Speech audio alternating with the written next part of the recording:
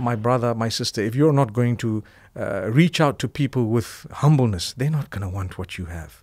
Yeah, subhanallah. And that's the reason why you don't have to be a graduate from somewhere to be accepted as a messenger. To the degree of the knowledge you have. Sometimes you find people who are graduated have a bit of an arrogance sometimes. They think, I'm this, I have a PhD, I have an MA, I have this, and you guys don't, and who are you to talk?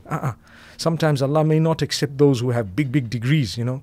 I always tell people who love to talk about bid'ah that who knows, perhaps this baccalaureate is a bid'ah, perhaps the MA is a bid'ah, the doctorate is a bid'ah, perhaps, who knows? It might fall under that according to some people's interpretation of it. And the fact that I have it, you have it, doesn't necessarily make you an alim and doesn't confirm that you're a jahil.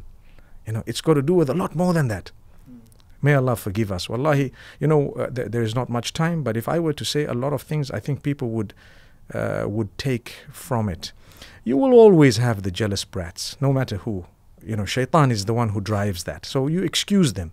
You will always have people who correct you with love. You listen to them. You always have the genuine people who care for you. You appreciate them. But then you have the swipers. And then you have the people who target you. And then you have the people who don't know you and they think, what on earth are you doing? You have the people who think you're out there to make money or to gain fame. And that's not it. If you were to ask me about how, and that was one of the things you were saying, we want to know who's behind the Instagram. How it all happened. It was just a miracle. I can let you in on something very interesting. In one of the masjids back at home, you know, where I was the imam, also on a voluntary basis, I've never taken a penny in terms of salary for what I've done for the sake of Allah, for the deen, for teaching Islam. Not a penny. Whether when I was an imam, when I was teaching the children alif and ba, when I taught, when I lectured, never, not a penny. The income is absolutely separate from the work of the deen that's being done.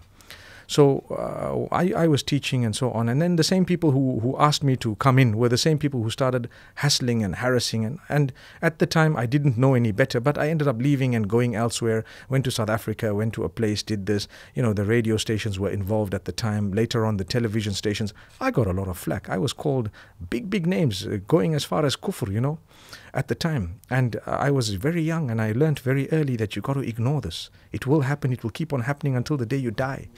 You have to ignore it. You keep going. Wallahi, brother Musa, if my plan of my life had gone ahead, I would not have been where I am today.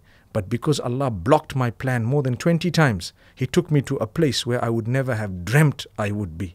Subhanallah. So when Allah blocks your plan, thank Him. He's got a better plan for you.